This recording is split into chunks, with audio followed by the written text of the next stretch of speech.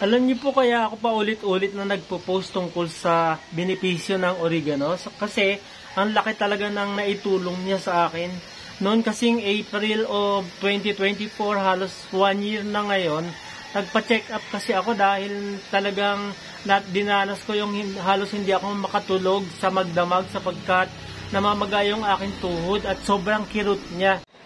Tapos nag-search din ako kung ano yung mga remedy talaga para matanggal yung sakit sa tuhod, sanhi ng osteoarthritis. At may mga recommendation kasi na napapanood ako sa video na kailangan daw uminom nung branded na adult milk na after 4 months talagang totally daw mawawala yung sakit ng tuhod. Eh hindi rin naman ganun tsaka mura, yung 500 grams nga halos 1,500 eh. Hindi rin naman kakayanin ng budget, kaya pinagtiyagaan ko na uminom ng katas ng oregano.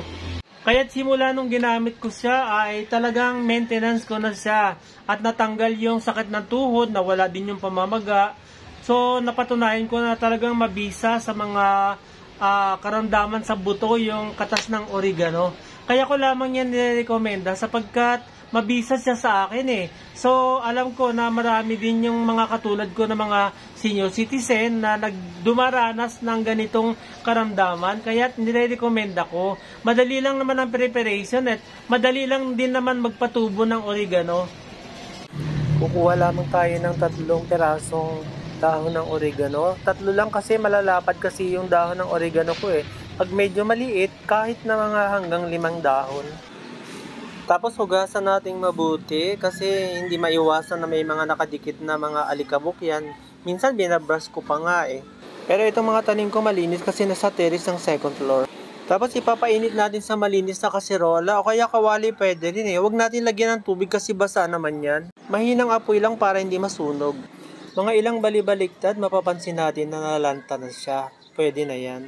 Pagkatapos, siguraduhin natin na malinis sa ating kamay. Pwede na nating ipiga yung oregano dyan sa isang basong tubig. Pwede yan sa mga fruit juices, halimbawa kalamansi, lemon, o kaya anumang nais natin na mga fruit juices.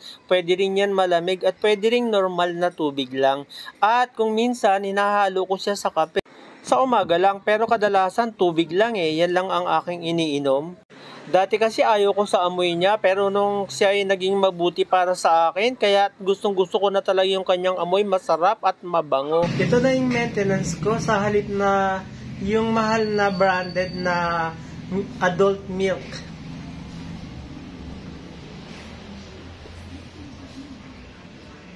Masarap at syempre mura, tapos natural, organic, no, walang chemicals. Subukan nyo po, siguradong garantisado. Mga kabarangay, maraming salamat sa inyong panonood. Nawa ay nakatulong ang maikling video na naibahagi kong maliit na kaalaman.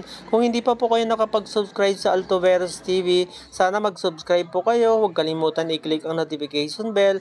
Pwede mag-like, mag-comment, pwede rin mag-share. Maraming salamat. God bless everyone.